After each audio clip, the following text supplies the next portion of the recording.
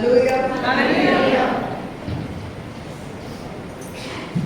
आप सब प्लीज परमेश्वर की उपस्थिति में बैठ सकते हैं। इसका वॉल्यूम थोड़ा इंक्रीज कर सकते हैं। Is it possible? Okay, wonderful. परमेश्वर का बहुत बहुत धन्यवाद, बहुत बहुत धन्यवाद हो आज के इस एक बार फिर से समिति में और परमेश्वर की उपस्थिति के लिए। कल हमने बाइबल स्टडी तो डायरेक्टली नहीं की थी, पर मुझे लगता है कि हमारे बहुत सारे प्रश्नों के उत्तर परमेश्वर ने हमें दिए। क्या हम कल के सेशन से आशीषित हुए थे? प्रभु का धन्यवाद है। आज है आपके मन में कोई सवाल? अच्छा, लेकिन हम थोड़ी देर की बात लेंगे। मेरे मन में एक वचन है जो मैं आपके साथ शेयर करना चाहती हूँ, जो कि मत्ती रचित सुसमाचार।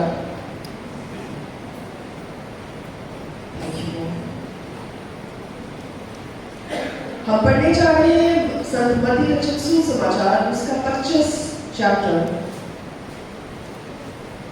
जहां पर तोड़ों का दृष्टांत दिया गया है। मुझे पता है कि आपने ये वचन बहुत बार पढ़ा है और हो सकता है कि आपने इस वचन के ऊपर बहुत सारे सर्मन्स भी सुने हो, परंतु कई ऐसी इंपॉर्टेंट चीजें हैं जो आपने नहीं सुनी होंगी, जिन्हें आज मैं आपके साथ बांटने जा रही हूँ। क्या हम तैयार हैं? जो तैयार है जोर से बोले, मैं तैयार हूँ। वंडरफुल। आप तैयार हैं तो मैं भी तैयार हूँ परमेश्वर के वचन को आपके साथ बांटने के लिए। लिखा है, क्योंकि उस मनुष्य की सी दशा है जिसने प्रदेश जाते समय अपने दासों को बुलवाकर अपनी संपत्ति उनको सौंप दी। किसकी संपत्ति? आपको बीच बीच में मैं पूछती रहूंगी, इसीलिए ध्यान रखिएगा, सोना नहीं किसी ने, ठीक है? किसकी संपत्ति? ओके। 15 में लिखा है, उसने एक को 5 तोड़े, दूसरे को 2 और तीसरे को 1, अर्थात हर एक को उसकी सामर्थ्य के अनुसार दिया। किसके अनुसार दिया?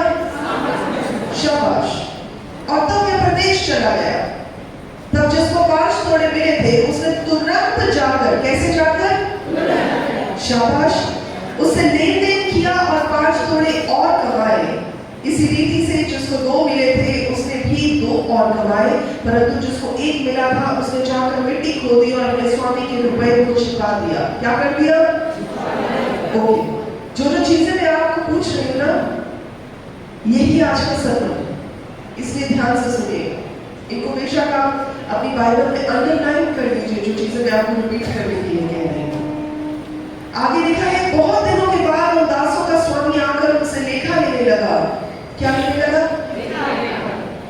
जिसको 5 तोड़े मिले थे, उसने 5 तोड़े और लाकर कहा, हे स्वामी, तूने मुझे 5 तोड़े सौंपे थे, देख मैंने 5 तोड़े और कमाए हैं। उसके स्वामी ने उसे कहा, धन्य हे अच्छे और विश्वास योग्य दास, तू थोड़े में विश्वास योग्य रहा है, मैं तुझे बहुत वस्तुओं का अधिकारी बनाऊंगा, अपने स्वामी के आनंद में सहभागी हो। और जिसको 2 तोड़े मिले थे, उसने भी आकर कहा, हे स्वामी, तूने मुझे 2 तोड़े सौंपे थे, देख मैंने 2 तोड़े और कमाए। उसके स्वामी ने उससे कहा, धन्य हे अच्छे और विश्वास योग्य दास, तू थोड़े में विश्वास योग्य रहा, मैं तुझे बहुत वस्तुओं का अधिकारी बनाऊंगा, अपने स्वामी के आनंद में सहभागी हो। 24 आयत तक, जिसको 1 तोड़ा मिला था, उसने आकर कहा, हे स्वामी, मैं तुझे जानता था कि तू कठोर मनुष्य है, तू जहां कहीं नहीं बोता वहां काटता और जहां नहीं चीरता वहां से बटोरता है, इसलिए मैं डर गया था और जाकर तेरा तोड़ा मिट्टी में छिपा दिया। देख, जो तेरा है वह ये है। उसके स्वामी ने उसे उत्तर दिया, हे दुष्ट और आलसी दास, जब तू ये जानता था कि जहां मैंने नहीं बोया वहां से काटता हूँ और जहां मैं नहीं छीटा वहां से बटोरता हूँ, तो तुझे चाहिए था कि मेरा रुपया सराफों को दे देता, तब मैं आकर अपना धन ब्याज समेत ले लेता। इसलिए मैं तोड़ा उससे ले लो और जिसके पास 10 तोड़े हैं उसको दे दो, क्योंकि जिस किसी के पास है उसे और दिया जाएगा और उसके पास बहुत हो जाएगा, परंतु जिसके पास नहीं है उससे वह भी जो उसके पास है ले लिया जाएगा। और इस निकम्मे दास को बाहर के अंधेरे में डाल दो जहां रोना और दांतों का पीसना हो। कहानी समझ में आ गई सबको? कहानी समझ में आ गई? ओके। प्रभु यीशु मसीह दृष्टांतों में बात किया करते थे, और वो इसलिए दृष्टांतों में बात करते थे क्योंकि वचन के अनुसार जब उनके चेले उनके पास जाकर पूछा करते थे तो वो कहते थे इसलिए ताकि लोग सुनते हुए भी ना जान सके, देखते हुए भी ना समझ सके। यानी कि स्वर्ग के राज्य की बातें हर एक व्यक्ति के लिए नहीं, उदाहरण के लिए है, परंतु रहस्य की बातें हर एक के लिए नहीं। इसलिए प्रभु जब दृष्टांतों में बात करते थे, परमेश्वर अपने चेलों को अलग से जाके चीजें समझाया करते थे। क्योंकि जब चेले पूछते थे कि प्रभु इसका क्या मतलब हुआ, प्रभु इसका क्या मतलब हुआ, तो प्रभु अलग से अपने चेलों को उन दृष्टांतों का मतलब अर्थ समझाते थे, उनकी गहराई समझाते थे, और स्वर्ग के राज्य में वो दृष्टांत का क्या मतलब है उसके बारे में बताते थे। परंतु लोगों के साथ वो दृष्टांतों में इसलिए बात करते थे क्योंकि ये लोग साधारण लोग थे, ये बहुत ज्ञानी, बहुत पढ़े लिखे, बहुत वेल कल्चर्ड लोग नहीं थे, साधारण लोग होते थे जो साधारण काम किया करते थे, और क्योंकि वो साधारण बातें होती थी उन्हें आसानी से समझ में आ जाती। अगर आज भी परमेश्वर के जन अगर थियोलॉजिकल स्टडीज करवानी शुरू हो जाए तो बहुत सारे लोग सो रहे होंगे, बोलेंगे जी हमें तो समझ नहीं आई, ऊपर से निकल। देखिए, परमेश्वर के वचन का आधार जो है वो स्वर्गीय आधार है, परंतु वो दिया कहाँ जाता है? धरती पर। तो परमेश्वर का ये मतलब नहीं है कि लोग सुने और समझे नहीं, परमेश्वर चाहते हैं कि वो समझे भी, परंतु जो और गहराई में जाना चाहते हैं वो परमेश्वर की निकटता में बैठे ताकि प्रभु से उन्हें समझ पाए, प्रकाशन पाए। सो यहाँ पर जो सबसे पहली चीज मैं आपके साथ पढ़ने जा रही हूँ वो ये है कि लिखा है कि उसके पास 3 दास थे। पहले दास को कितने दिए? दूसरे को, तीसरे को, यानी हर एक को कुछ ना कुछ दिया गया। तो जब हम परमेश्वर के राज्य में हैं, हम सबों का नाम लेकर, कैसे पुकारा परमेश्वर ने? शाबाश, जिनका नाम लिया वो जोर से कहेंगे, नाम लेकर। शाबाश, परमेश्वर ने हमारा नाम लेकर हमें पुकारा है, और प्रभु कहते हैं तुम मेरे हो, यानी हम परमेश्वर को बिलोंग करते हैं। और जब हम परमेश्वर को बिलोंग करते हैं तो परमेश्वर ने हम सबों को कुछ ना कुछ तोड़ा, कुछ ना कुछ टैलेंट दिया है। बोले सबको, हर एक को कुछ न कुछ दिया। यानी परमेश्वर के राज्य में जो इंसान बचाया जाता है, जो छुड़ाया जाता है, जो उद्धार पा लेता है, उसमें से कोई भी व्यक्ति ऐसा नहीं है जो ये कह सके कि मेरे पास तो कुछ नहीं। स्वर्ग के राज्य में हर एक व्यक्ति को परमेश्वर ने कुछ ना कुछ दे दिया है।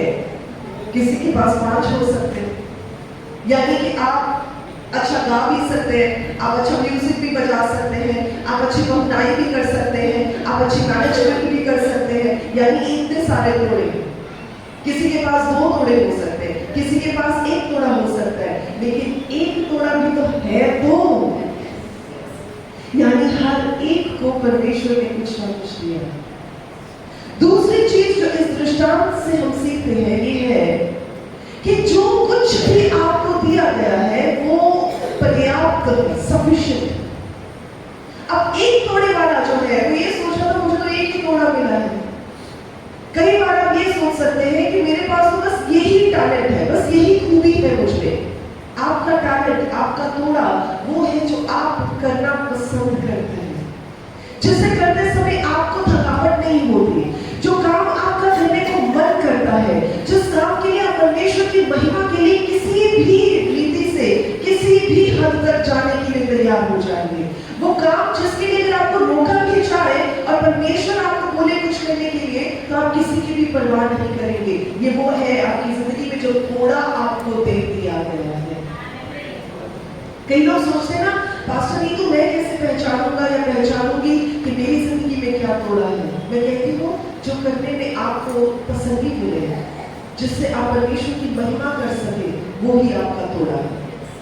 अब ये मत कहिएगा कि जी मुझे तो फोन चलाना बड़ा अच्छा लगता है, मैं तो सारा दिन रील्स देखता रहता हूँ, मैं तो सारा दिन वीडियो शॉर्ट्स देखता रहता हूँ, मुझे ये बड़ा पसंद है, तो ये मेरा तोड़ा है। जी नहीं, ये आपका तोड़ा नहीं है, ये आपका ट्रैप है, ये वो जाल है जिसमें आपको फंसाने के लिए रखा गया है।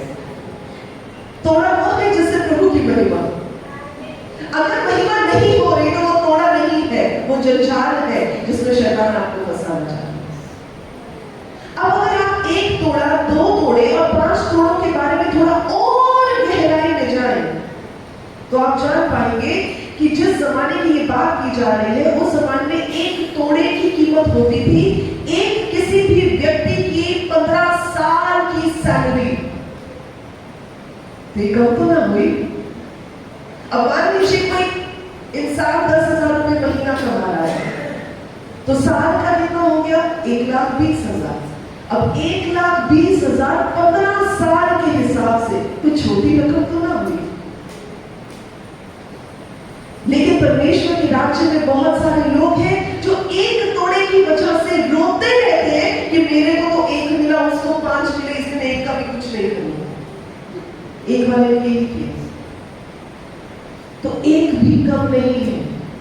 एक की भी मूल्य, एक का भी जो दाम है वो इतना ज्यादा है, जरा सोच के देखिए जिसके पास एक भी ना हो, तो कहीं एक भी कम नहीं है। बोले एक भी कम नहीं है। शाबाश। तो अब एक तोड़े वाला जो है वो ये अगर आकलन करे, अरे मुझे तो 1 मिला, अरे उसको तो 2 मिले, याद रखें परमेश्वर के वचन में यहाँ लिखा है कि उसने अपनी संपत्ति सौंप दी, और आगे मैंने आपको कहा था, लिखा है उनकी सामर्थ्य के अनुसार। यानी परमेश्वर जानते हैं कि कौन कितना हैंडल कर सकता है। परमेश्वर के वचन में लिखा है कि वो कभी भी हमारी बर्दाश्त से बाहर, हमारी सहने की योग्यता से बाहर हमें कुछ नहीं देता। अगर सहने की योग्यता से बाहर कुछ नहीं देता तो सामर्थ्य से बाहर भी कुछ नहीं देता। हालेलुया। कई लोग होंगे जो अपने घर में अच्छा इंतजाम कर सकते होंगे, जब परमेश्वर आपके ओहदे को बढ़ाएंगे तो आप कलीसिया में अच्छा इंतजाम कर पाएंगे।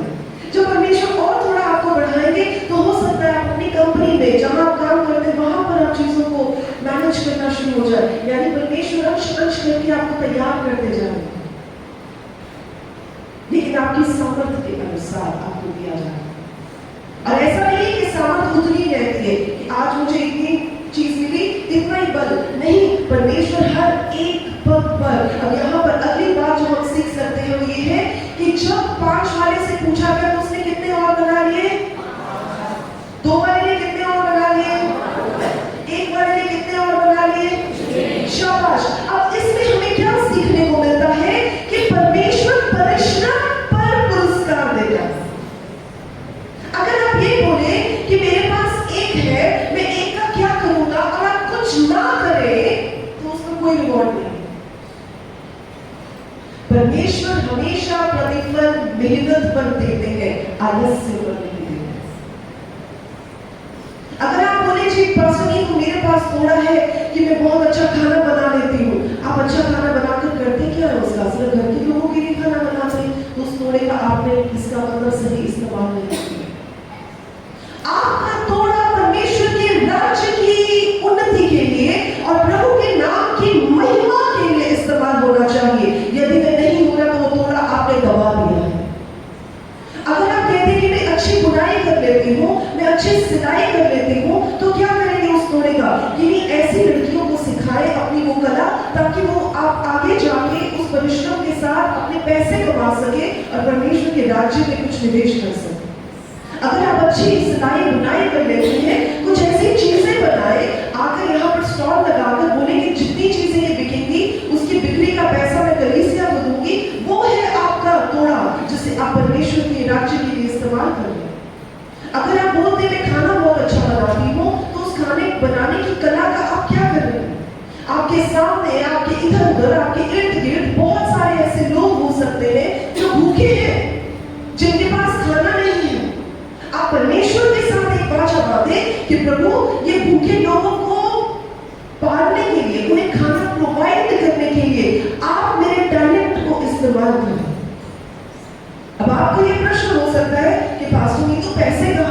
जाएंगे। देखिए, यदि परमेश्वर ने आपको तोड़ा दिया है और आपके मन में परमेश्वर ने डाला है तो प्रोवाइड भी खुद करेगा। हालेलुया। आपको पता भी नहीं चलेगा कि कौन आपके पास आकर आपको देगा, बहन मेरे मन में परमेश्वर ने डाला कि ये पैसे मैं आपको दे दूं, पता नहीं क्यों, पर ये पैसे मुझे परमेश्वर ने आपको देने के लिए कहा है। और आप जब देखेंगे, आप देखेंगे कि वो उतने ही पैसे हैं जितने आपको चाहिए उन परिवारों को खाना खिलाने के लिए, जिससे आप परमेश्वर की महिमा कर सकें। तो जो तोड़े आपको दिए गए हैं, उन तोड़ों का आप क्या करते हैं वो आप पर निर्भर करता है। तो पहली चीज जो हम सीखते हैं वो ये है कि हर एक को कुछ ना कुछ शाबाश। दूसरी चीज हम क्या सीखते हैं कि जो कुछ भी दिया गया है वो सामर्थ वाला तीसरा है, पर्याप्त है। यानी आपको जो दिया गया है वो सफिशिएंट है, कम नहीं है। और तीसरी चीज ये कि वो आपकी सामर्थ्य के अनुसार आपको दिया गया है। अब अगर आप ये कहते हैं कि मैं उस तोड़े में बढ़ना चाहता हूं, मैं कुछ बड़ा करना चाहता हूं, क्या हम में से यहाँ कोई है जो कहते हैं मैं कुछ बड़ा करना चाहता हूं? सोच के। अच्छा, नहीं, अल्लाह वाला हाथ उठाया तो मैं हाथ उठाऊंगा। हाँ जी, हाथ उठाएगा। आप कुछ बड़ा करना चाहते हैं? मैं तो बहुत बड़ा करना चाहती हूँ, मैं तो और बड़ा करना चाहती हूँ परमेश्वर के लिए। शाबाश। इसका मतलब आपके मन में ये बात है कि आप कुछ बड़ा करें। आपको पता है, एक राज की बात बताऊं कि बड़ा कैसे किया जाता है? बताओ, सुनना चाहेंगे? देखिए, जब आप परमेश्वर के राज्य में कुछ बड़ा करना चाहते हैं, आपको छोटे से शुरू करना पड़ेगा। कभी शुरुआत बड़े से नहीं होती, शुरुआत हमेशा छोटे से होती है। अब आपका प्रश्न ये होना चाहिए कि पास्टर नीतू, अगर शुरुआत छोटे से हुई है तो बड़ा कैसे होगा? जब आप छोटे में विश्वास योग्य रहेंगे तो परमेश्वर आपको बड़े में पहुंचाएगा। हमेशा छोटे से शुरुआत होती है।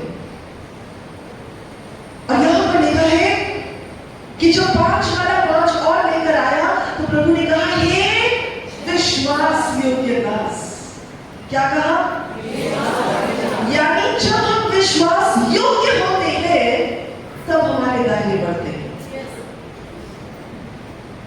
अब अगर आप सोच के देखें, थोड़ा अगर आपने पकड़ा, समेट लिया, कुछ नहीं किया, तो दायरा कहां से बढ़ेगा? सिर्फ उतना ही रह जाएंगे कि घर के लिए किया, परिवार के लिए किया, ज्यादा से ज्यादा रिश्तेदारों के लिए किया और स्टोरी खत्म। तो आप वो एक थोड़े वाली कैटेगरी में आ जाएंगे। जब स्वामी ने ये बात कही कि एक वाला जिसने कुछ नहीं किया उससे वो भी ले लो जो उसके पास है, तो किसको दिया गया? जिसने 5 के 5 और बना लिए थे।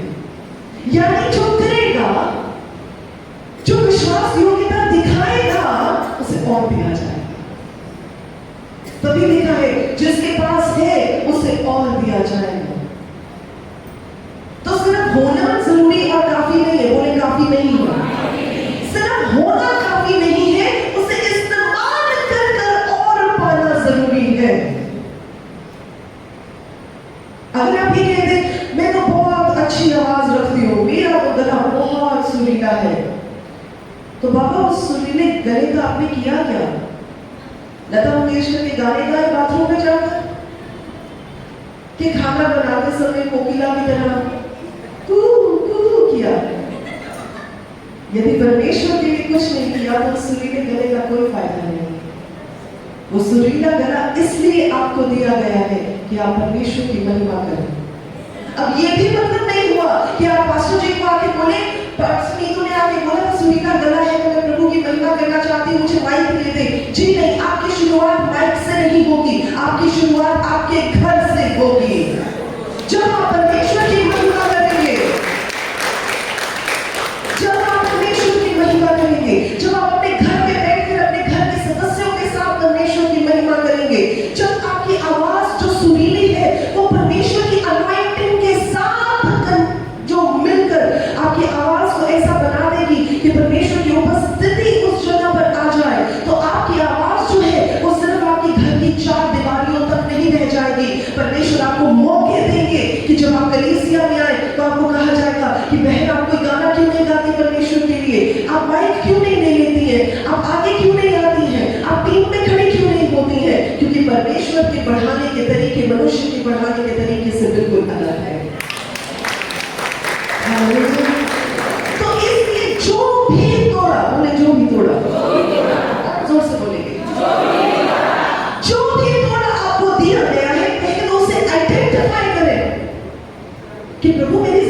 तोड़े हैं कौन कौन से? अच्छा गाना तोड़ा हो सकता है, अच्छा वाद्य बजाना तोड़ा हो सकता है, चीजों को मैनेज करना अच्छा वो एक तोड़ा हो सकता है, अच्छा खाना बनाना एक तोड़ा हो सकता है, लोगों की देखभाल करना एक तोड़ा हो सकता है, किसी की बात को सुनकर आपका दिल पसीज जाता है और दया से भर जाता है, वो एक तोड़ा हो सकता है, किसी की प्रॉब्लम को सुनकर आप उसकी प्रॉब्लम को बर्दाश्त नहीं कर पाते और परमेश्वर के सामने प्रार्थना में चले जाते हैं, ये एक तोड़ा हो सकता है। जब आप परमेश्वर के सामने रो रो के दुहाइयां करते हैं और आपको लगता है कि मैं अपने बारे में नहीं दूसरों के बारे में परमेश्वर से बात करूं, दूसरों की उन्नति की बातें परमेश्वर के सामने रखूं, ये एक तोड़ा हो सकता है।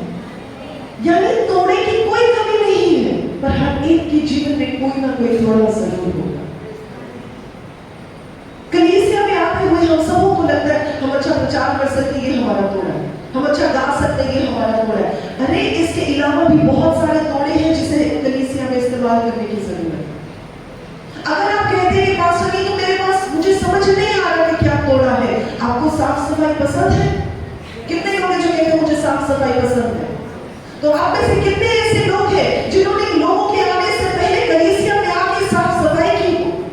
कितने लोग हैं जिन्होंने झाड़ू पकड़ा हो और झाड़ू लगाया हो? शाबाश। कितने लोग हैं जो कहते हैं मैं पोछा लगाकर सफाई करूं ताकि जब लोग बाहर से अंदर आए तो उनके पैरों में कचरा ना लगे, उनके पैरों में मिट्टी ना लगे।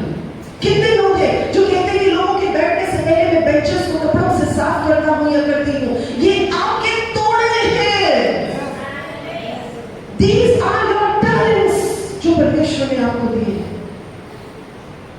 लोग ढूंढते बड़े बड़े टैलेंट्स, हाँ मुझे माइक मिल जाए मैं प्रचार करूं तो मेरा ये टैलेंट है। जी नहीं, मैं आपको बताऊं, आपको माइक मिलने से पहले आप पहले झाड़ू पोछा करें।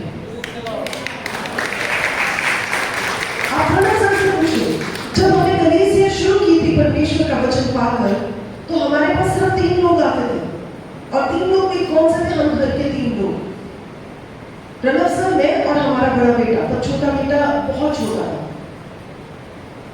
और वो कलीसिया जब हमने शुरू की और जब हमने लोगों को बताना शुरू किया, एक एक करके लोग आने शुरू हुए।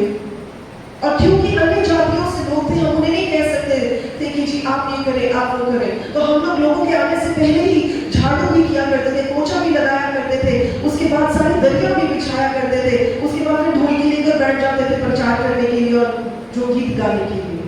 उसके बाद धीरे धीरे कलीसिया बढ़नी शुरू हुई, हमने अपनी आदत नहीं छोड़ी, धीरे धीरे और परमेश्वर ने कलीसिया बढ़ानी शुरू की। तो उस समय भी हमारे जीवन में ये बात नहीं थी कि अब हम पासवान हो गए, अब हमारे पास कलीसिया बढ़ गई है तो हम झाड़ू पोछा करना बंद कर दें। और कई बार तो ऐसा होता था कि 9 बजे अगर लोगों ने आना होता था और रात को टाइम नहीं मिला कि अगर कहीं सभा पर गए तो सुबह जल्दी उठकर झाड़ू पोछा करना। और कई बार ऐसा होता था कि कोई लोग जो बाहर से आते थे वो जल्दी आ जाते थे, और मैं अभी भी झाड़ू और अभी भी पोछा लगा रही होती थी, और मैं कहती थी वो कोई देखना नहीं कि मैं पोछा लगा रही हूं, और मैं भाग के जाती थी। आप समझ रहे इस बात? और आज भी परमेश्वर ने टीम दी है, परमेश्वर ने लोग खड़े किए हैं, यूथ है, सब लोग हैं, सबकी ड्यूटीज है जो उन्होंने परमेश्वर ने अपने आप लिए हैं कि मैं ये करूंगा मैं ये करूंगा।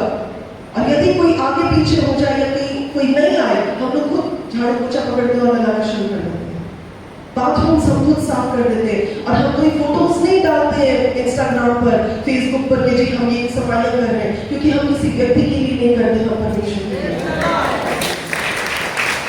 देखने वालों को ये लग सकता है कि ये तो एक अंतरराष्ट्रीय प्रचारक है, ये तो एक इंटरनेशनल प्रीचर है, पर मैं आज भी आपको बताती हूँ परमेश्वर मुझे जड़ों से जोड़कर करते हैं ताकि मेरी जिंदगी में घमंड ना आए। तो शुरुआत ऊपर से नहीं होती, शुरुआत नीचे से होती है, और जितनी आपकी जड़ें मजबूत होंगी उतना ही आपका वृक्ष ऊंचा होगा। हालेलुया। और आजकल के जमाने में सबको एक स्टेप चाहिए, आज ही प्रभु में आए, आज ही हमें माइक मिल जाए, आज ही हमारी वाहवाही हो जाए, आज ही सब कुछ हो जाए। जी नहीं, कोई भी काम फास्ट ट्रैक मोड पर नहीं होता। परमेश्वर के राज्य में हर चीज का एक नियुक्त समय है, और नियुक्त समय में हर चीज परमेश्वर ने अच्छी बनाई है, और जो तैयारी का समय होता है वो बहुत ही निराशा का समय होता है। जो ट्रेनिंग का समय होता है वो बहुत ही दर्द का समय होता है। यदि आज आप ट्रेनिंग में से निकल रहे हैं, दुख में से निकल रहे हैं, आप तोड़े जा रहे हैं, आपको टूटने पर आपके हालात मजबूर कर रहे हैं, तो याद रखें परमेश्वर आपसे कुछ बड़ा करवाना चाहते हैं। क्योंकि परमेश्वर के राज्य में ट्रेनिंग व्यर्थ नहीं जाती। क्या हम में से किसी ने भी आर्मी की ट्रेनिंग की कोई फोटोग्राफ्स, वीडियोस, मूवीज देखी है? देखी है? मैंने तो देखी है बहुत सारी। एनओसी, बॉर्डर, प्रहार, ऐसी मूवीज आई जो आर्मी ट्रेनिंग की, कमांडो ट्रेनिंग की मूवीज थी, तो आपने देखी है? जो रिक्रूट आता है उसे पहले दिन ही बैचेस बनाते थे, अब आप मेजर बन गए, अब आप कैप्टन बन गए, ऐसा होता है? क्या होता है? ट्रेनिंग होती है। और ट्रेनिंग कैसी होती है? आज बेटा खाना खा लो, कैसी होती है? बहुत कठिन होती है, बड़ी हार्ड होती है। और ट्रेनिंग हार्ड क्यों होती है? क्योंकि वो जानते हैं कि जब शत्रु सामने खड़ा होगा तो जब तक वो ट्रेन ना किए गए होंगे वो शत्रु का सामना नहीं कर पाएंगे। तो इसलिए उन्हें हर चीज की ट्रेनिंग दी जाती है। उन्हें तलवार चलाने से लेकर फायरिंग करने की ट्रेनिंग दी जाती है। उन्हें दौड़ने से लेकर अपने आप को छुपाने की ट्रेनिंग दी जाती है। पेड़ पर चढ़ने से लेकर घुड़सवारी की ट्रेनिंग दी जाती है। पानी में यदि गिर जाए तो स्विमिंग से लेकर हर चीज की ट्रेनिंग दी जाती है। क्यों? ताकि जब शत्रु सामने हो तो वो भाग ना जाए। और आपको क्या लगता है? वो उस ट्रेनिंग को करते हैं जिसको वो देख सकते हैं, वो उस ट्रेनिंग को करते हैं जिस शत्रु को वो देख सकते हैं। लेकिन हम तो परमेश्वर के वो लोग हैं जो शत्रु को देख भी नहीं सकते, इसलिए हमारी ट्रेनिंग कितनी और मजबूत और हार्ड होनी चाहिए। और जब लोग ट्रेनिंग में से निकलते हैं वो सोचते प्रभु मेरे साथ क्यों हो रहा है, प्रभु मुझे क्यों सहना पड़ रहा है, मेरे लिए आपने नहीं रखा। आप समझ नहीं पाते आप ट्रेन हो रहे हैं। और जितना आप गुड़गुड़ाते हैं, जितना आप बातों मनाते हैं, उतना ही आप ट्रेनिंग में पीछे धकेल दिए जाते हैं। इसलिए याद रखिए कि परमेश्वर ने हर एक को जो तोड़े दिए हैं उन्हें इस्तेमाल करने की चॉइस आपकी है। और जितना आप इस्तेमाल करेंगे उतना आप ट्रेन किए जाएंगे, और जितना आप ट्रेन किए जाएंगे, प्रशिक्षित किए जाएंगे, उतना ही आपके दायरे खुलते चले जाएंगे। हालेलुया। एक चीज और ध्यान रखने वाली है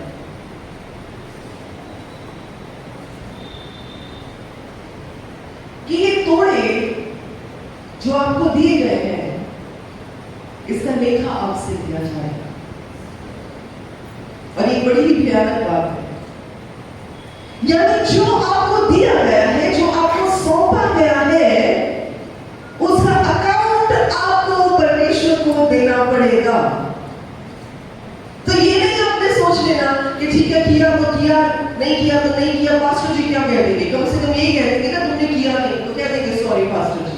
आप पास्टर जी को अकाउंटेबल नहीं है, आप परमेश्वर को अकाउंटेबल है। और आपने किया या नहीं किया उसका लेखा आपको प्रभु को देना पड़ेगा। अब एक तोड़े वाले के पास जब परमेश्वर, जब उसका स्वामी आया तो स्वामी ने पूछा तूने क्या किया? उसने कहा मुझे तो पता है कि आप तो वहां से बटोरते हैं जहां आपने कुछ लगाया भी नहीं होता। कहता जब पता था तो क्यों नहीं किया? वो कहता आपका तो मैं आपको दे रहा हूं ना। उसने कहा सिर्फ यही काफी नहीं है, जितनी देर तूने उसे अपने पास रखा, कम से कम और कुछ नहीं तो ब्याज के साथ तो वापस कर देना। हमें समझ आ रही है? तो जो भी खूबियां, जो भी गुण, जो भी टैलेंट परमेश्वर ने आपको दिए हैं, और यदि आप इस्तेमाल नहीं कर रहे हैं, बोले नहीं कर रहे हैं, यदि नहीं कर रहे हैं तो आप एक रिस्की और डेंजरस जोन में खड़े हैं। सोचे सर, लेखा लिया जाएगा तो क्या बोलेंगे? प्रभु खाना तो अच्छा बना देते थे पर आपको आपके किसी सेवक को कभी खाना खिलाया ही नहीं। प्रभु अच्छी बहुनाई तो कर लेते थे, लेकिन कभी मन किया ही नहीं। प्रभु अच्छा व्यवस्था तो कर लेते थे, पर कलीसिया में जाकर कभी सोचा ही नहीं कि हम कर सकते। प्रभु अच्छा गा तो सकते थे, पर अपनी आवाज को आपकी महिमा के लिए खोला ही नहीं। क्या ये देखा देंगे आप? क्या ये देखा देंगे? तो आज जब आप इस जगह से बाहर जाए, एक निर्णय लेकर जाए कि प्रभु आपने जो थोड़ा मुझे दिया है, अब मैं उसे इस्तेमाल करना चाहता हूं। अगर आपको कुछ समझना है कि कैसे करना चाहिए, तो परमेश्वर से डायरेक्शन मांगे कि प्रभु आप मुझे निर्देश दें, आप मुझे वो लोग दिखाए जिन्हें मैं मदद कर सकता हूं, कर सकती हूं, ताकि मैं उस थोड़े को इस्तेमाल कर सकूं। क्योंकि आपसे देखा लिया जाएगा, उन्हें देखा लिया जाएगा। जोर से बोले, जो कुछ भी आपको दिया गया है उसका लेखा आपको देना पड़ेगा।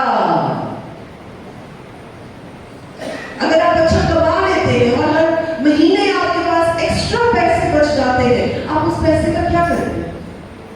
सिर्फ एफडीआं करवानी काफी नहीं है, सिर्फ आरडी करवानी काफी नहीं है। परमेश्वर के राज्य के लिए क्या कर रहे हैं आप? सेवकाइयों को बढ़ाने के लिए क्या कर रहे हैं आप? परमेश्वर के राज्य में विकास के लिए क्या कर रहे हैं आप? आपसे देखा लिया जाएगा। हर चीज का जो आपको दी गई है, आपसे देखा लिया जाएगा।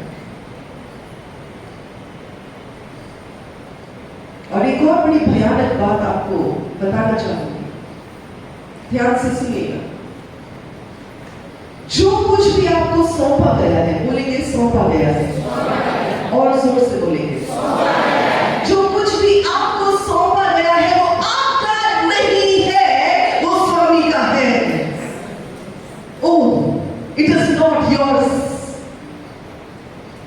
ना ये तन आपका है, ना ये मन आपका है, ना ये धन आपका है, ना ये परिवार आपका है, ना ये कलीसिया आपकी है, ना ये लोग आपके हैं, ना ये टैलेंट्स आपके हैं। सब कुछ स्वामी का है। सब कुछ स्वामी का है, और जो स्वामी का है वो स्वामी को वापस करना है। तो क्यों करते मेरा मेरा मेरा घर, मेरी गाड़ी, मेरी सेवा, मेरी सेवकाई, मेरी साड़ी, मेरा सूट किसका? परमेश्वर का, आपका नहीं। मेरे बच्चे, मेरा पति, मेरी पत्नी आपके नहीं है, परमेश्वर की है। आपको सिर्फ सौंपे गए हैं, और आप उनका क्या करते हैं ये आपका निर्णय है और आपकी मेहनत है। और हम जितने भी परिवार के लोग यहाँ बैठे हैं जो कहते हैं कि मेरा एक परिवार है, मेरे बच्चे हैं, मेरा पति है, मेरी पत्नी है, तो हमें भी ये हमारी सेवकाई हमारे घर से शुरू होती है। हमारी सेवकाई बाहर से नहीं शुरू होती। ये वो चीजें हैं, ये वो रिश्ते हैं, ये वो नाते हैं, ये वो रिस्पॉन्सिबिलिटीज हैं जो हमें सौंपी गई है। और अगर आप घर की अच्छी व्यवस्था करने वाले नहीं है, तो आप परमेश्वर के राज्य की अच्छी व्यवस्था नहीं कर सकते। मुझे एक बार किसी ने ये बात पूछी कि पास्टर जी, तो आप घर पर कुछ करते भी हैं कि नहीं करते? आपके पास तो बहुत सारे नौकर चाकर होंगे, आपका तो हर काम एक एक कमांड पे होता होगा, आपको तो कुछ करने की जरूरत नहीं पड़ती होगी, आप तो सारा समय प्रार्थना में लगाती होंगी, आप तो सारा समय प्रचार में लगाती होंगी, आपको किस चीज की चिंता? तो मैंने उन्हें सिर्फ एक बात कही। मैंने कहा, मैंने वचन में बहुत पहले एक वचन पढ़ा था जहां लिखा है कि जो महिला अपने घर का अच्छा प्रबंध नहीं कर सकती, वो परमेश्वर के राज्य का अच्छा प्रबंध नहीं कर सकती। आप मेरे घर में जिस समय भी आएंगे, मेरे पति सामने बैठे हैं, आप पूछ सकते हैं, मैं अपने घर का खुद प्रबंध करती हूँ। जहां मुझे गंद दिखाई देता है, मैं बिना किसी को कहे खुद उठाती हूँ। जहां चीजें खराब पड़ी होती है, मैं उसे खुद सेट करती हूँ, क्योंकि मैं जानती हूँ यदि कोई आ जाए मेरे घर में अचानक, तो ये नहीं कहना चाहिए वैसे तो प्रचार बड़ा अच्छा करती है, पर घर कितना गंदा रखा हुआ है। मेरी कोशिश होती है कि मेरी सेवा मेरे घर की से शुरू हो। हालेलुया। सो अगर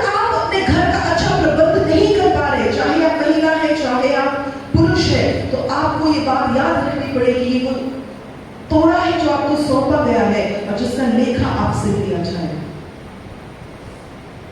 आप ये नहीं कह सकते कि हाँ मैं प्रभु का काम कर रहा हूं तो मैं घर में जैसा मर्जी बिहेव करूं, मैं जैसा मर्जी खलारा डाल के रहूं, मैं जैसे मर्जी जूते यहाँ फेंकूं, तौलिया वहां फेंकूं। जी नहीं, आपकी सेवा, आपका टैलेंट, आपके तोड़ों का काम आपके घर ही से पहले शुरू होता है। क्या मैं किसी से बात कर रही हूँ? मैं हर वर्ग के व्यक्ति से बात कर रही हूँ, मैं बच्चों से लेकर बुजुर्गों तक हर एक से बात कर रही हूँ। आपकी सेवा आपके घर से शुरू होती है और जब आप घर में विश्वासी होंगे तब वो सेवा बढ़ी जाएगी। तो जल्दी से बताएंगे हमने क्या क्या सीखा आज के वचन में। हाँ जी, इकट्ठे नहीं बोलेंगे, ऐसे तो फिर पता ही नहीं चलेगा। जिसने बोला वो हाथ खड़ा करेंगे और एक एक करके बोलेंगे। हाँ जी, हर एक को तोड़ा दिया गया है। शाबाश। हाँ जी, कुछ ना कुछ दिया है। शाबाश। और क्या सीखा हमने? हमें हमारी सामर्थ्य के अनुसार परमेश्वर ने सौंपा है। शाबाश। हाँ जी सिस्टर जी, हमें उस तोड़े को अच्छे से इस्तेमाल करना है। और जैसे मैंने कल आपको परसों आपको दानियल की किताब में से बताया था कि निर्णय आपका है, निर्णय आपका है कि आप इसे कैसे इस्तेमाल करना चाहते हैं। जी, humble yourself, अपने आप को छोटा बना दे ताकि परमेश्वर ऊंचा कर सके। शाबाश। तोड़े को डबल करना है, मतलब उसको उतना नहीं रख लेना जितना मेरा है, उसको बढ़ाना है। शाबाश। हाँ जी, क्या करना है? शाबाश। आपकी सेवा, आपके तोड़ों का काम आपके घर, आपके परिवार से शुरू होता है। Very good. नहीं, आपकी टर्न आ गई किसी और की। हाँ जी, दोनों से अच्छा इकट्ठे बैठे तो ओके, दोनों में से चीज आई कि जो भी आपको दिया गया है उसका लेखा, उसका अकाउंट आपको देना पड़ेगा। शाबाश। और क्या सीखा? हाँ जी, वंडरफुल। जो कुछ हमें सौंपा गया है वो हमारा नहीं है, उस पर हमारी स्टाम्प नहीं लगी, उसको परमेश्वर की स्टाम्प लगी है। हालेलुया जी। हाँ जी, शाबाश। आमीन जी। ट्रेनिंग पीरियड बहुत पेनफुल होता है। शाबाश जी। बांटना जरूरी है। शाबाश। और क्या सीखा? हाँ जी, छोटे से बड़ा होना है। शाबाश। और क्या सीखा? जी, जो मिला है वो पर्याप्त है। शाबाश। हाँ जी, वेरी गुड। हमें विश्वास योग्य रहना है। वो ऐसा नहीं कि जब कबूतर बैठा होता है और बिल्ली आ जाती तो आंखें बंद कर लेता कि मुझे तो दिख ही नहीं रही है, ही नहीं है। पर ऐसा थोड़ी होता कि बिल्ली होती नहीं, बिल्ली तो होती है पर वो आंखें बंद करने से छुप थोड़ी जाती है। तो जो आपको दिया गया है उसमें विश्वास योग्य ठहरना है। ऐसा नहीं कि प्रभु को पता नहीं चलेगा, कोई बात नहीं, प्रभु को सब पता चलेगा। आमीन। हाँ जी, और क्या सीखा? जो हमें दिए गए वो हमारा नहीं है। जी, हमारा नहीं है, परमेश्वर का है। और क्या सीखा? जी, क्या बोले? जड़ को पकड़ना है। जड़ को पकड़ना है। आमेन, आमेन, बिल्कुल। शाबाश। अब यहाँ से भी कोई बता दे मुझे इस तरफ से भी। हाँ जी,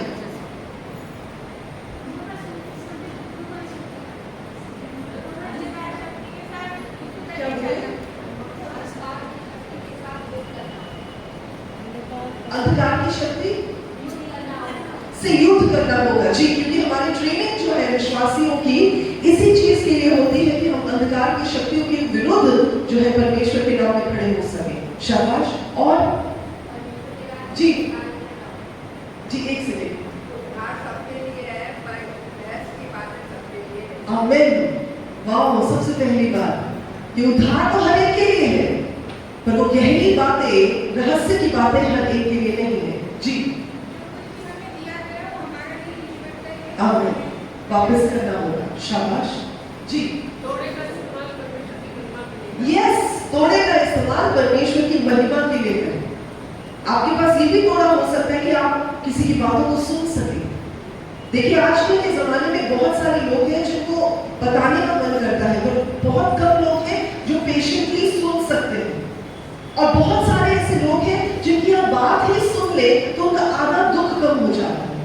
तो हो सकता है परमेश्वर ने आपको ये तोड़ा दिया हो कि आप किसी की प्रॉब्लम को, आप किसी की परेशानी को सुन सकते हैं।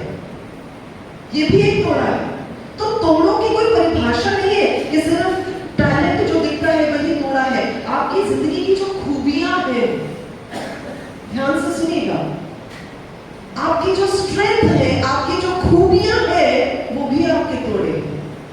तो उन्हें भी आपको परमेश्वर की महिमा के लिए इस्तेमाल करना है। घमंड नहीं करना जी, घमंड नहीं करना घमंड नहीं करना। शाबाश। और भी कोई कुछ बता रहा है यहाँ से? जी बेटा।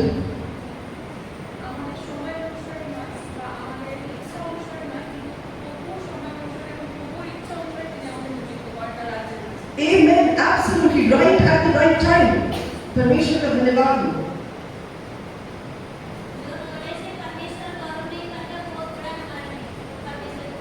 Yes, amen. Yes. तो घर जाके अपने फोन्स को साइड पे रख दीजिएगा। कलीसिया में कलीसिया में भी साइड पे रख दीजिएगा। माइक से पहले झाड़ू। देखिए इससे पहले कि आप कलीसिया में आए, मुझे ऐसा लगता है, मैं एक बात जो आपके साथ बांटना चाहती हूँ, जो हम अपनी कलीसिया में हमें शुरू में सिखाई थी, जब कलीसिया को प्रभु ने बढ़ाना शुरू किया था। इस बात को मैंने प्रभु के होकर सिखाया था कि पासवान अकेला कलीसिया को नहीं चला सकता। पासवान जो होता है वो एक चरवाहा होता है, जिसके काम नियुक्त है जो परमेश्वर ने उसे दिए हैं। अगर पासवान को सफाई भी करनी पड़े, अगर पासवान को सब कुछ डस्टिंग भी करनी पड़े, अगर पासवान को माइक्स भी सेट करने पड़े, अगर पासवान को हर एक काम खुद करना पड़े, तो वो प्रचार और प्रार्थना की तैयारी कब करे? तो ये आपका उत्तरदायित्व बनता है कि परिवार के रूप में आप अपनी अपनी जिम्मेदारियां बांटें और आप पास्टर जी को आकर बताएं कि पास्टर जी, मेरे मन में परमेश्वर ने ये डाला है कि मैं कलीसिया के लिए इस काम को करूं। कोई और आए और वो बोले कि मैं ये काम संभालूंगा। अब जैसे वो भाई बता रहे हैं कि झाड़ू पोछा भी वो करते, देखिए कितना बड़ा काम है। देखने वाले को लग सकता है साफ सफाई कौन सा बड़ा काम है। जरा सोच के देखिए, आप कलीसिया में आए और गंद पड़ा हुआ हो, आप कैसा लगेगा? तो कोई काम छोटा या बड़ा नहीं होता, परमेश्वर की नजर में हर एक काम मूल्यवान है। तो जो भी आप करेंगे परमेश्वर की दृष्टि उस पर होगी। आमीन। अब मैं चाहती हूँ 1 मिनट के लिए आप अपनी आंखें बंद करें। करना क्या है पहले ये सुनिए, बैठ के नहीं करना, सो जाएंगे आप, पहले सब खड़े हो जाए। बोले आंखें बंद करा दी, वो क्या बोल रहे थे, कुछ तो बोल रहे थे, ऐसा नहीं चाहिए। अब जबकि आप सब अपने पैरों पर खड़े हैं, आप सब हिंदी समझते हैं? ओके, 1 मिनट का समय लेंगे और अपनी जब आंखों को आप बंद करेंगे तो परमेश्वर से ये पूछेंगे, प्रभु आपने मुझे कौन कौन सी खूबियां दी है? और याद रखिए, ये खूबियां वो होंगी जो आपके तोड़े होंगे। मैंने आपको बहुत सारे उदाहरण दिए हैं, हो सकता है उनमें से काफी आपकी जिंदगी में हो और काफी ऐसे भी हो सकते हैं जो आप ही के जीवन में होंगे और आपको परमेश्वर बताएंगे। तो अपनी आंखों को 1 मिनट के लिए बंद करेंगे और प्रभु से पूछेंगे कि प्रभु आप मुझे दिखाएं कि मेरी जिंदगी में क्या क्या ऐसी बातें हैं, कौन कौन सी ऐसी खूबियां हैं जिनके साथ मैं आपकी महिमा कर सकता हूं। आइए अपनी आंखों को बंद करें।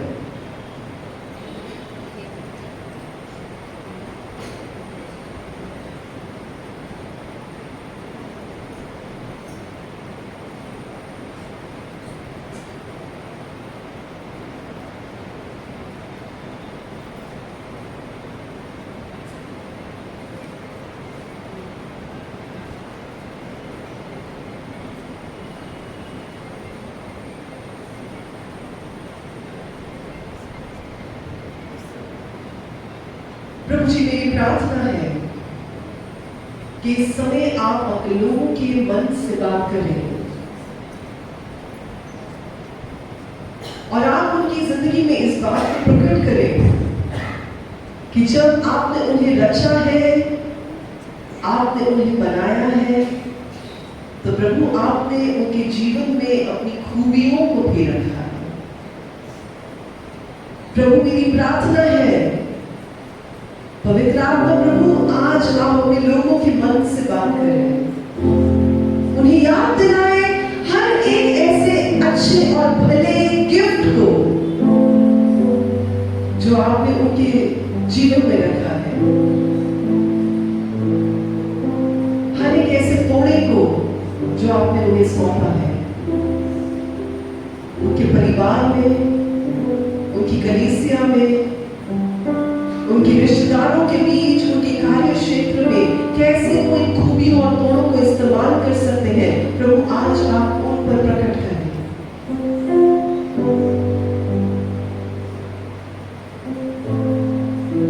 प्रभु हमें से आज जिसने भी ये वचन सुना है, कोई भी ऐसा जन न ठहरे जो अपने तोड़ों को दबा कर रखे। प्रभु हम ऐसी बात नहीं सुनना चाहते कि हमने आलस्य दिखाया, परंतु प्रभु हम आपसे ये सुनना चाहते हैं, धन्य है तू विश्वास योग्य दास जो थोड़े में धन्य और विश्वास योग्य रहा, मैं तुझे बढ़ेरे का अधिकारी बनाऊंगा।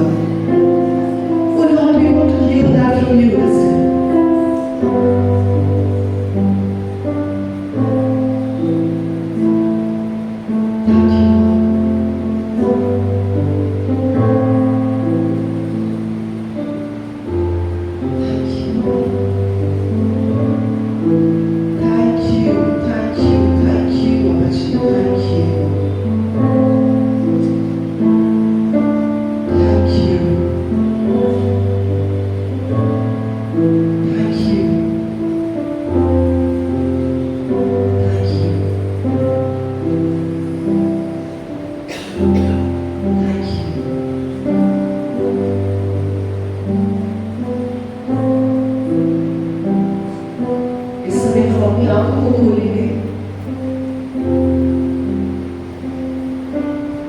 आप में से कितने लोग हैं जिन पर ये बात प्रकट हुई कि प्रभु ने आपको क्या क्या खूबियां तोड़ेंगे?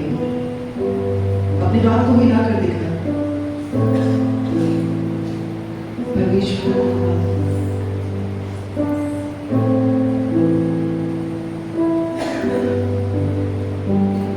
और अपने हाथों की ओर देखें और कहे परमेश्वर जो तोड़े,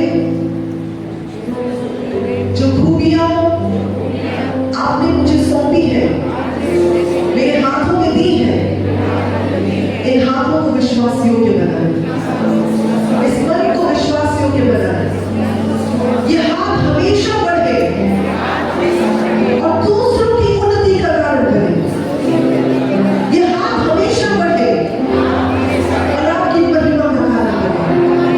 ये हाथ हमेशा बढ़े और प्रभु आपके कामों को करने के लिए तैयार पड़ जाए।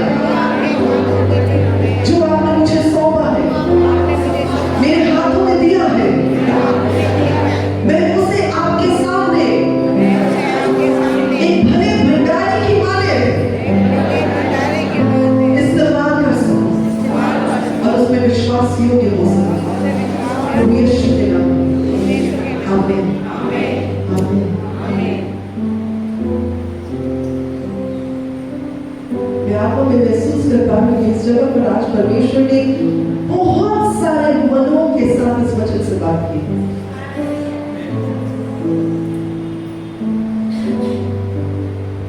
और आपके चेहरों से दिख रहा है कि आज का ये वचन हमारी जरूरत है।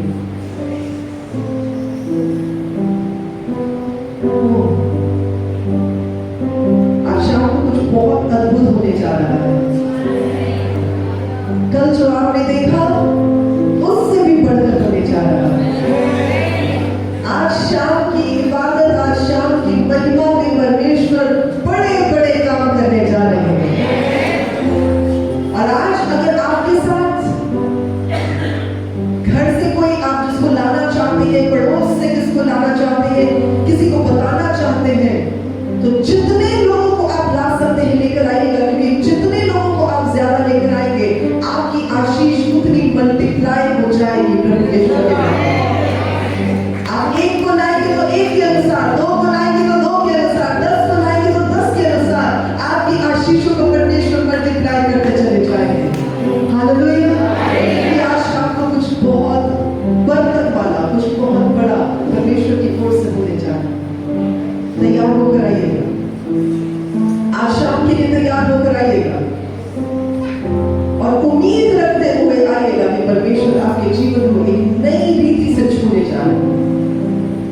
भरने जा रहे हैं और बढ़ाने जा रहे हैं और उन्नति देने जा रहे हैं और अपने नाम की महिमा के लिए इस्तेमाल करने जा रहे हैं।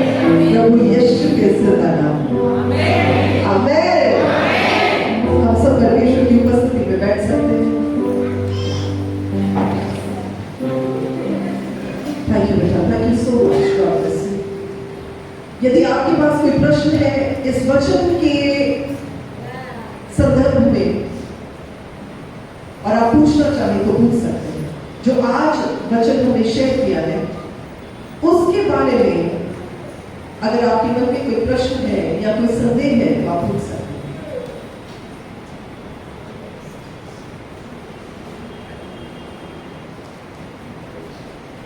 कोई प्रश्न नहीं है?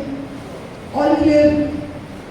परमेश्वर का धन्यवाद। यदि आपके मन में बाइबल वचन के रिगार्डिंग कोई बहुत महत्वपूर्ण प्रश्न है और आप पूछना चाहते हैं तो अभी आपके पास समय है, आप पूछ सकते हैं।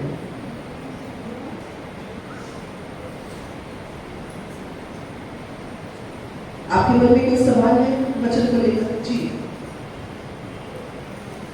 आगे आके पूछिए, आगे आ जाइए।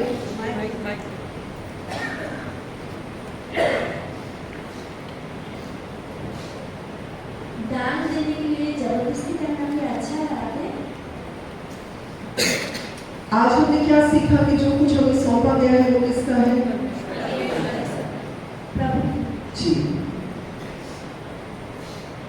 मैंने अपने जीवन में ये देखा है कि जब आप किसी से प्रेम करते हैं आप उससे कुछ भी छुपाए नहीं करते। जब पति और पत्नी आपस में प्रेम रखते हैं तो वो अपने बैंक अकाउंट की डिटेल्स भी बता देते हैं, अपने फोन नंबर्स की डिटेल्स भी बता देते हैं, अपना फोन भी दूसरे के हाथ में पकड़ा देते हैं क्योंकि वो उनसे इतना प्रेम करते हैं कि वो उनसे कोई पर्दा नहीं रख सकते, उनसे कोई बात छुपा कर नहीं रख सकते। जब हम परमेश्वर से इतना प्रेम करते हैं और हम प्रभु को कहते हैं कि हम आपको बहुत प्यार करते हैं तो हम ये नहीं कह सकते कि प्रभु जो पैसा कमाने की क्षमता आपने मुझे दी वो मेरी है या मेरी वजह से है, वो भी परमेश्वर की ओर से है। पैसा कमाने की क्षमता भी और पैसे की बढ़ोतरी, ये सब परमेश्वर की ओर से है। तो जब हम कहते हैं परमेश्वर हम आपसे प्रेम करते हैं तो आपको वास्तविक तौर पर किसी को कहने की जरूरत नहीं पड़नी चाहिए कि आप दान दे दान दे दान दे। आपका मन करना चाहिए कि जो भरपूरी मेरे पास है मैं उसमें से दूं। यदि आपके पास भरपूरी है भी नहीं तब भी आप देखेंगे आप परमेश्वर से प्रेम करते हैं। तो वेट नहीं करें कि कोई कहेगा कि दान दे। अब यदि आज इसी संदर्भ में बात करें कि जब आपको बताया गया कि एक महासभा हो रही है, एक बड़ी कन्वेंशन हो रही है, कॉन्फ्रेंस हो रही है, आप आगे आए, आप अपने योगदान को दें, तो मुझे लगता है कि बजाय इसके कि हम वेट करें कि कोई हमारे घर आएगा हमसे पैसे मांगेगा तो हम कुछ निकाल कर दे देंगे, हमारा ये उत्तरदायित्व बनता है कि यदि परमेश्वर का काम हो रहा है तो मैं सबसे पहले पहुंचकर अपनी कंट्रीब्यूशन दे दूं ताकि जब वो कहे तब बाद में कहे लेकिन मेरा कंट्रीब्यूशन पहले पहुंच जाना चाहिए। तो दान देने पर आपकी आशीष परमेश्वर से डायरेक्टली आती है। अब कई जगहों पर क्या होता है कि लोगों को इस प्रिंसिपल, इस सिद्धांत के बारे में पता ही नहीं है कि जितना आप ज्यादा देंगे उतना आप ज्यादा पाएंगे। और वो ये सोचते हैं कि पास्टर जी ने इतना पैसा रख के क्या करना है। पास्टर जी क्या करते हैं वो परमेश्वर और पास्टर जी के बीच की बात है। कमेटी क्या करती है वो परमेश्वर और कमेटी के बीच की बात है। आपने परमेश्वर को दिया इसलिए आपका अजर परमेश्वर से आएगा। हालेलुया। तो जिन जगहों पर लोग दान नहीं देते वहां पर काफी हद तक पासवानों को या कलीसिया के प्राचीनों को कहना पड़ता है दान दे दान दे दान दे, जबकि इंसान जो एक अपने आप को विश्वासी कहता है। मैं आपको एक चीज और बता दूं, हम दान नहीं देते परमेश्वर को, हम परमेश्वर को भेंट देते हैं। दान हम गरीबों को देते हैं। जिससे हमने पाया उसको हम क्या दे सकते हैं। तो हम परमेश्वर को भेंट देते हैं। भेंट मतलब गिफ्ट ऑफरिंग देते हैं। हम परमेश्वर को दान नहीं देते। परमेश्वर को भिखारी थोड़ी है, परमेश्वर परमेश्वर है, हम भिखारी हैं जो हमें दे रहा है। हालेलुया। हालेलुया। तो जब आप परमेश्वर की कलीसिया में, परमेश्वर के मंदिर में आकर देते हैं, आप परमेश्वर को भेंट चढ़ाते हैं, आप दान नहीं देते। दान आप देते हैं जब आप कलीसिया से बाहर जाते हैं और आप किसी गरीब को देखते हैं, आप उसको जो दान देते हैं वो भी व्यर्थ नहीं जाता, क्योंकि परमेश्वर के वचन में लिखा है जो गरीब और दरिद्र को दान देता है वो परमेश्वर को उधार देता है। हालेलुया। सो चाहे आप पैसा देते हैं, चाहे आप एफर्ट्स देते हैं, जो कुछ भी आप परमेश्वर के लिए करते हैं उसका प्रतिफल आपको परमेश्वर देते हैं। आमीन। सो आई होप आपको आपके प्रश्न का उत्तर मिल गया। सो नौबत ही ना आने दे कि कोई बोले आपको दान दो फिर क्यों बोले। आपका हाथ पहले भरा हुआ होना चाहिए कि मैं देना चाहूँ। और हमारे घर में तो ये सिद्धांत है, जब प्रमुख लोग प्रभु कोई बात कहते करने के लिए मुझे नहीं बताते, ये ऑर्गन में डालते और दे देते हैं। जब मुझे परमेश्वर कहते हैं मैं ऑर्गन में डाल के दे देते हैं। हमने कभी एक दूसरे के साथ ये भी शेयर नहीं किया। बहुत कम ओकेजन्स होती है जब हम शेयर करते हैं अच्छा कितना देना चाहिए या कितना आपके मन में आया, और परमेश्वर हम दोनों से सेम अमाउंट बात करते हैं। बट यूजुअली जिसके मन में जो कहते हैं हम पूछते भी नहीं एक दूसरे से, हम डाल देते। इसलिए मैं आपको यही कहूंगी, जब आप प्रभु से प्यार करते हैं तो सोचने की क्या बात है। आमीन। जी कोई और प्रश्न है आपके मन में? एक और प्रश्न लेंगे बस। जी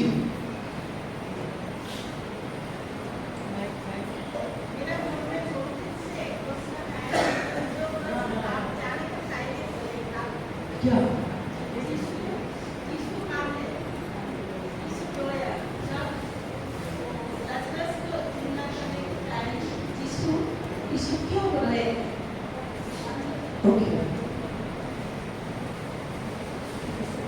बहन का प्रश्न है कि लाजरस को जिंदा करने से पहले प्रभु यीशु क्यों रोए।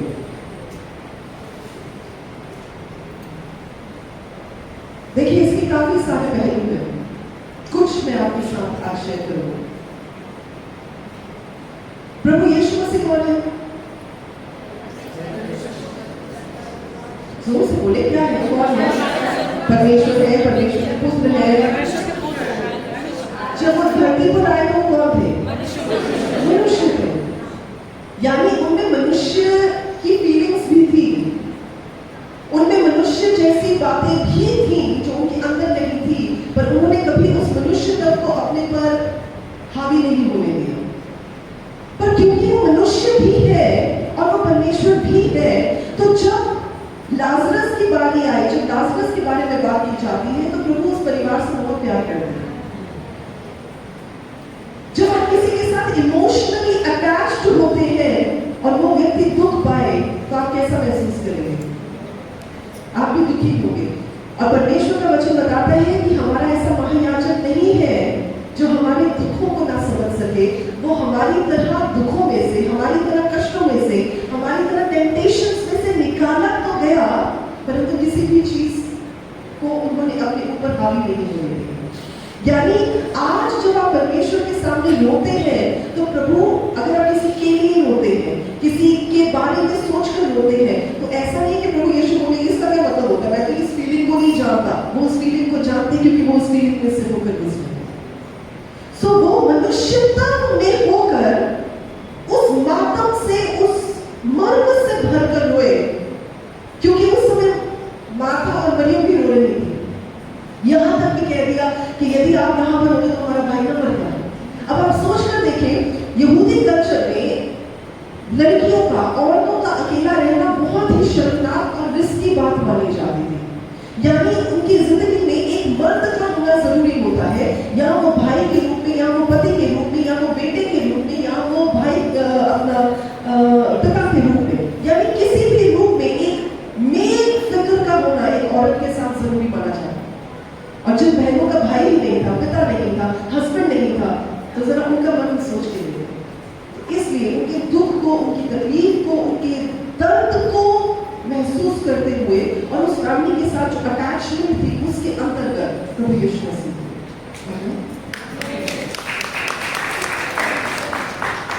आज की सभा हम यहीं पर समाप्त करेंगे और शाम के लिए हम पूरी तरह से तैयार होकर आएंगे ताकि हम परमेश्वर से वो पा सके जो प्रभु हमें देना चाहते हैं। आमीन।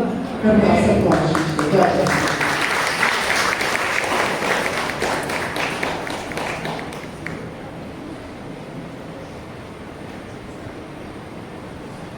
यदि हम सबको एक खड़े हो जाएं और हम प्रभु को धन्यवाद दें, एक जोरदार ताली बजाकर हम प्रभु को धन्यवाद दें।